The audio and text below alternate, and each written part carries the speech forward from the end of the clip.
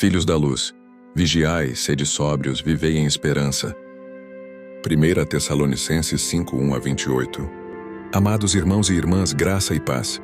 Hoje vamos meditar num texto que mexe com o nosso coração e com a nossa postura diante dos dias.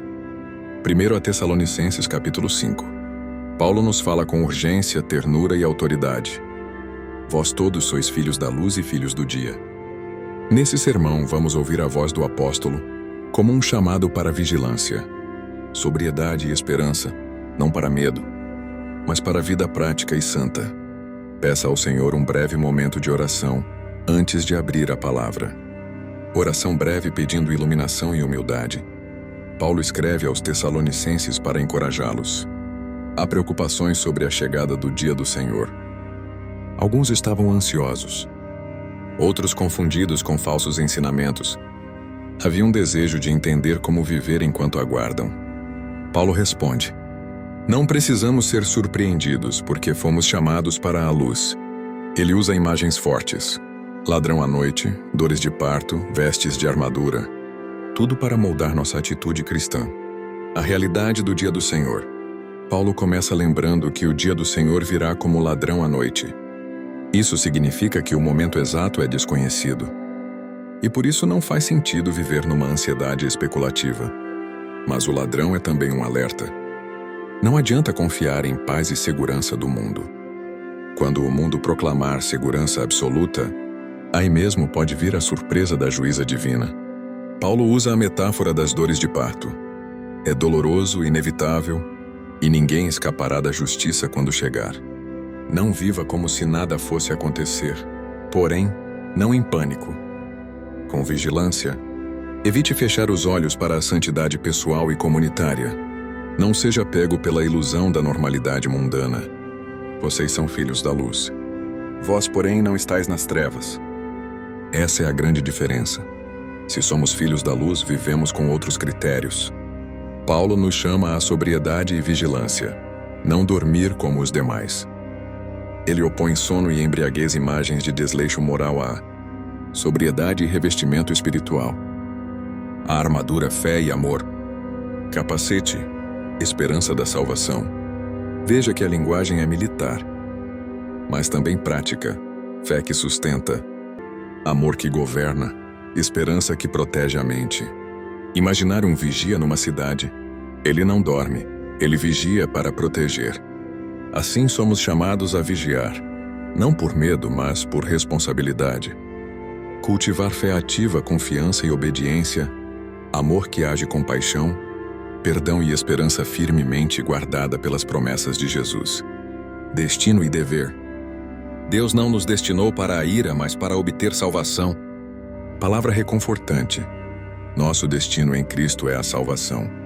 Por isso podemos encorajar uns aos outros e edificar a comunidade. A esperança verdadeira não paralisa. Ela impulsiona cuidado mútuo. A vinda de Cristo unifica os que dormem e acordados. A promessa é comunhão com Ele. Incentive o irmão, console o aflito. Edifique a igreja. Isso é viver a esperança. Vida comunitária e disciplina espiritual. Paulo dá instruções práticas. Honrar os que labutam no ministério. Admoestar, consolar, sustentar, ser paciente. Não retribuir o mal, ser alegre, orar, dar graças. Não apagar o espírito. Não desprezar profecias.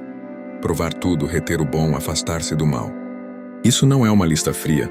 É um estilo de vida que revela que somos do dia. Valorize líderes e servidores. Pratique disciplina pastoral. Corrigir com amor. Cultive atitude espiritual.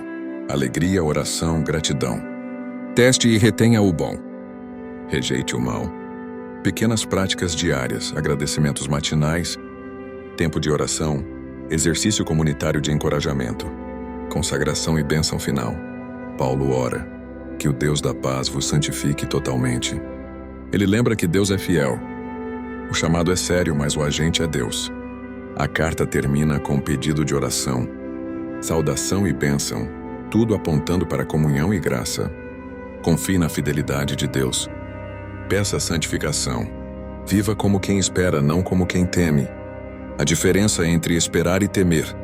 A esperança nos dá coragem para viver no presente com fidelidade. Esperar é trabalhar com propósito, amar com radicalidade e manter o testemunho vivo. Não é uma espera passiva, é uma vigília ativa. Concreto, nas decisões do dia a dia, trabalho, família, redes sociais. Pergunte: isso é digno de alguém que espera a vinda do Senhor? Fé, amor e esperança. Paulo não pede abstrações. Ele pede revestir-se de fé e amor, capacete de esperança. Isso se traduz em fé, escolhas coerentes com Cristo, honestidade e integridade. Amor, ações concretas de serviço. Esperança, uma mente guardada contra pânico e pessimismo. Hoje, esta semana, escolha uma pessoa para amar com uma ação prática. Reserve tempo para a leitura bíblica. Cultive esperança em família. Partilhe uma promessa bíblica. A igreja como comunidade vigilante e misericordiosa, as exortações a consolar, amparar e corrigir mostram que a vigilância cristã é comunitária. Não é fofoca, é cuidado, nem é indiferença. É disciplina amorosa. Concreto. Organize pequenos grupos de oração e apoio. Tenha líderes que pastoreiem com humildade. Pratique a restituição e o perdão quando necessário. Escolha 2 ou 3 histórias curtas que o pregador conheça. Podem ser testemunhos de vida transformada, uma parábola moderna sobre vigília, ou um exemplo histórico de fidelidade cristã diante da perseguição. Evite detalhes identificadores sem permissão. Um farol que não pode dormir. Quando um farol falha, barcos colidem. O farol cumpre sua missão mesmo em tempestade. Assim é a igreja, ser farol não embarcação que deriva. Quer você viver com a sobriedade da fé? Levante a mão. Quer você ser instrumento de encorajamento? Levante a mão. Quer você confiar na fidelidade de Deus para a santificação? Levante a mão. Viva como filho da luz. Meus amados irmãos e irmãs, chegamos ao final desta poderosa carta de Paulo aos Tessalonicenses. E ela ecoa com uma verdade que precisa queimar dentro de nós. Vós sois filhos da luz e filhos do dia. O apóstolo não escreve para assustar, mas para despertar. Ele não fala do dia do Senhor para gerar medo, mas para acender em nós uma chama de vigilância, esperança e santidade. O mundo ao nosso redor vive anestesiado, embriagado pelas distrações, dormindo espiritualmente e acreditando em falsas promessas de paz e segurança. Mas a palavra de Deus nos diz: e desperta. Ó tu que dormes, e Cristo te iluminará. Cristo está voltando. E o que ele espera encontrar? Uma igreja sonolenta, dividida? Ou um povo sóbrio, revestido de fé, amor e esperança? Deus está nos chamando hoje para sair das sombras e viver a luz do Evangelho. Luz que revela o pecado, mas também cura a alma. Luz que denuncia as trevas, mas também guia o caminho. Luz que nos faz semelhantes a Cristo. Paulo encerra dizendo: que o próprio Deus da paz vos santifique completamente. É Ele quem faz, é Ele quem nos guarda. Mas precisamos permitir que o Espírito Santo acenda novamente o fogo dentro de nós. E por isso ele também adverte: não apagueis o Espírito. Quantos têm apagado o fogo do Espírito com o descuido espiritual, com a indiferença, com o pecado escondido, com o coração frio? Hoje o Senhor te chama para reacender essa chama. Talvez você diga: mas eu já fui mais firme, já orei mais, já servi mais, já chorei mais na presença de Deus. Então ouça a voz de Deus dizendo: volta ao primeiro amor. Reacende o dom que está em ti. Eu ainda tenho planos contigo. Não é tempo de dormir, é tempo de despertar. Não é tempo de se esconder, é tempo de brilhar. Não é tempo de medo, é tempo de esperança. Agora eu quero te convidar a responder ao chamado de Deus.